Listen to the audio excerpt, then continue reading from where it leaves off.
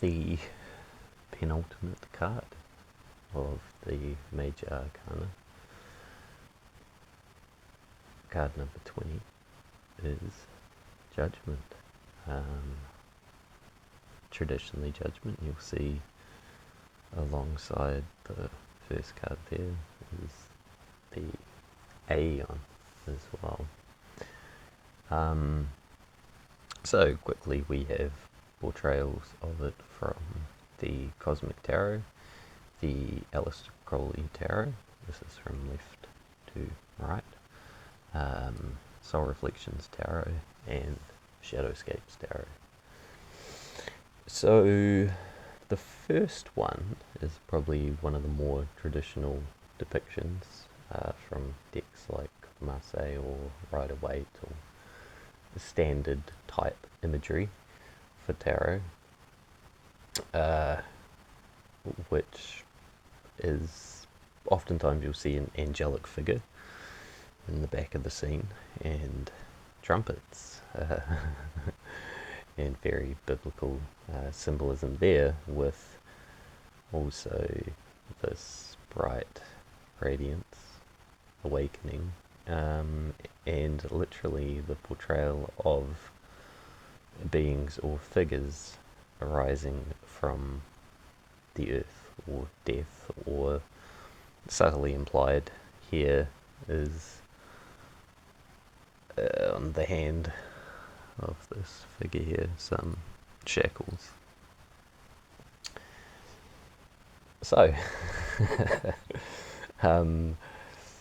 yeah, I know in this day and age there's a lot of well, there's staunch camps, I would say, perhaps, of Christian believers and non-Christian hostiles even, atheists or whatever, or those that think religious symbolism and traditionalism doesn't have a truth personally recognisably to them, and that's cool, that's fine. There's a great deal of systems, ideas, beliefs that one can draw inspiration and guidance from. They can fall into categories of a secular world, a religious world, a spiritual world, and however they come about, wherever they come about for you, that brings resonance and leads you to a healthy understanding of yourself and the world and a joyful participation and play in it, then wonderful. Yeah. So that said, yeah, there is definitely definitely Christian symbolism within it, and that is because of the tarot passing, the modern tarot systems of, I believe, both the Marseille and the Rider-Waite, which are European systems, travelled through a religious culture before they were put into card symbolism. So, Judgement, the last Judgement, the last. It's not the last, really. It can be seen as what I might like to call a synthesis of learning.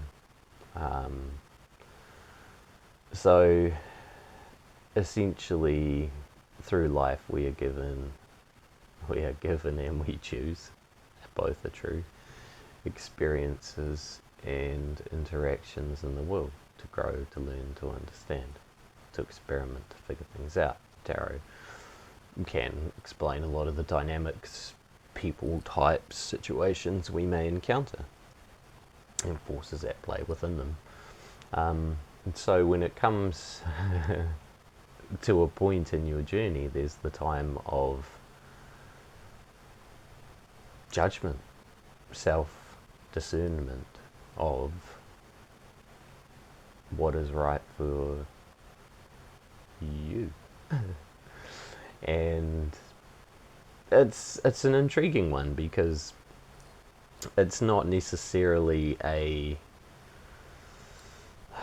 I mean, it's easy to look to an external system, code, belief model, authority to determine that, but it has to kind of be personalized for you and make sense for you, as you know you the best. So yeah, judgment is in many ways about figuring out the things in yourself, in your choices that you make, how you act, behave, things you pursue, choose to do, etc. Are they fulfilling towards your life? Life, vitality, being alive, celebrating, not being asleep in the tomb. Nothing wrong with sleep, nothing wrong with tombs. But we are born given bodies as a gift to experience this realm, to explore, to celebrate, to create, to collaborate, to participate, to be here, to be joyous in the endeavour of being. So in many ways, judgment and the trumpet kind of symbolism is the call, to life. Have you learnt enough along your way, distilled enough knowledge, gone in enough time and ways internally to discern what is right for you? And I think that's really what is implied by the body emerging from the earth. Have you buried down into yourself? Do you know yourself? Have you spent time getting familiar and comfortable with the terrain of that to know who you really are? And yeah, and hopefully we do get presented opportunities and chances within our lives to do those processes for ourselves. Moving along to the next card here, we have the Aeon, and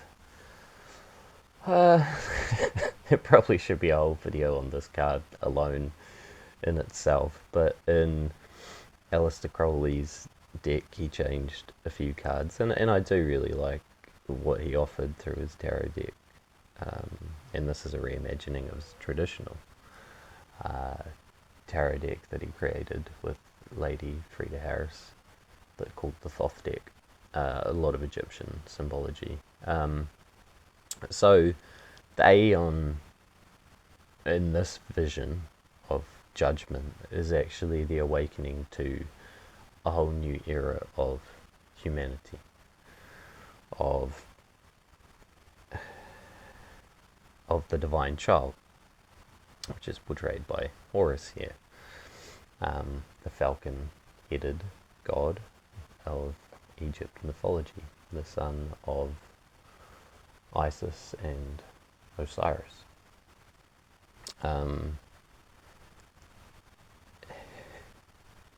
He has included the scales in this card, and there are connections to Mart, the, I guess you might call, divine adjudicator of a soul's merit. A soul's merit, a being's merit in their heart, essentially. The story is the heart is weighed against a feather, so the implication being how the purity of one's being, the lightheartedness of one's being, when they are approaching judgment. So there are external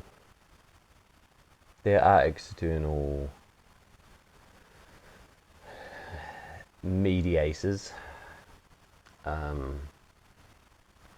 for consequences of actions and choices. I don't think it's overly worth trying hugely to defend the current established orders of those within our societies, at present especially. It's more so about laws, hermetic laws of cause and effect. A cause, there is a cause, and it has an effect. When you understand this, you then are able to make good, rational choices within yourself, and again, how you operate, what you choose to be. And there is a sense in judgment to awakening to a new life. Now, moving on, and yeah, the Aeon, fantastic. I'll just quickly say that in timing scales, the Aeon of Horus, or the new Aeon, is pretty much kind of the era transitioning that we are heading into, according to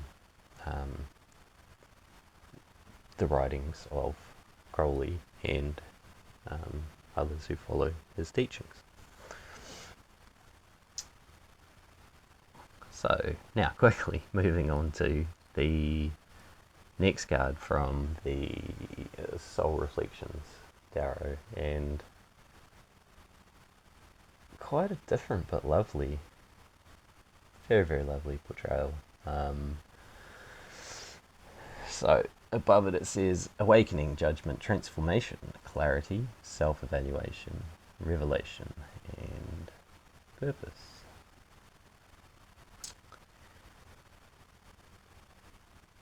Subtly implied here the awakening of one's own divinity in ways, with this lovely eye and these rays, one might say, and then this drop falling into the black abyss and void with the boat on it. You are a drop. A drop, a speck, a fragment of a totality of everything that I'm happy to call divine. I'm not sure what you would call it in a secular term. Maybe everything, the universe, all.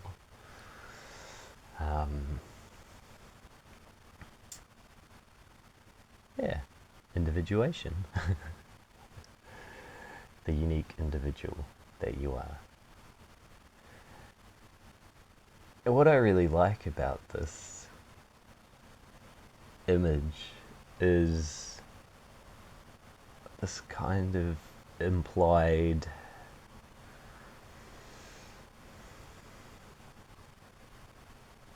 crossing, I would say. And immediately I'm drawn, at least by this image, to parallels to the River Styx. So with the passage across, the boat, the ferryman needs to be paid with a coin for safe passage. It's almost like the gold coin, the token of materialism, I might say, that crosses you across this river, stream, void, space. It is like, again, the experiences you've had in this world, what you've fought and won for, what you've learned, what you've discerned, what you've distilled into something of value. Gold, a gold coin. That has made you whole, like a coin. So the safe passage is in the stories of Greek mythology, is to the underworld, or more the inner world of yourself. And that's almost kind of somewhat, I would say, implied by the states of dress of the characters there. It's like they're not necessarily made up for the world, they're almost looking more undressed, towards the state of undress, nakedness,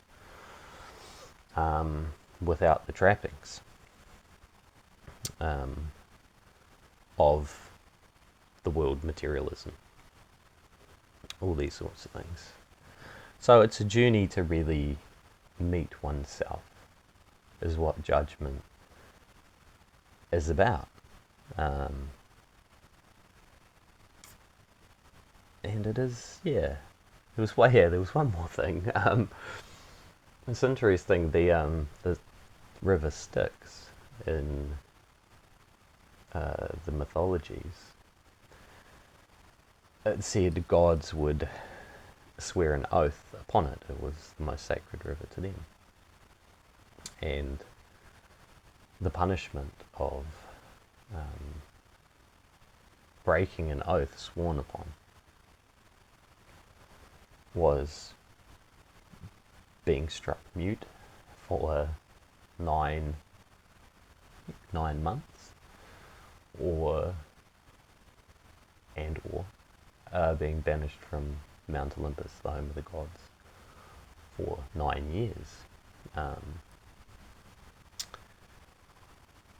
I think it's kind of quite fitting, because Judgement, at many times you might be able to ascertain what is right or good for you in choices. You might promise to live up to them.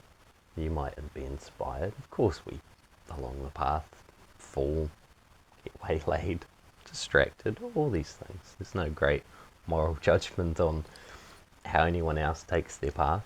It's unique. But I do find it quite interesting that the punishment for breaking an oath, and in this sense I see it in an oath to yourself on who you are, who you really believe you are, your beingness, your potentiality of greatness even.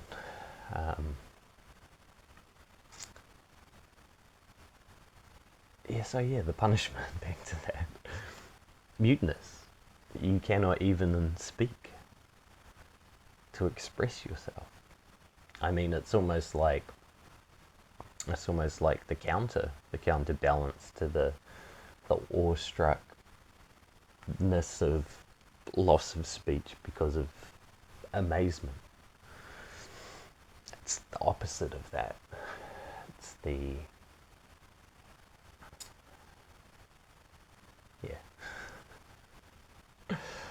And the other punishment, I suppose, is exile from home, from place of acceptance, from place of belonging. And these are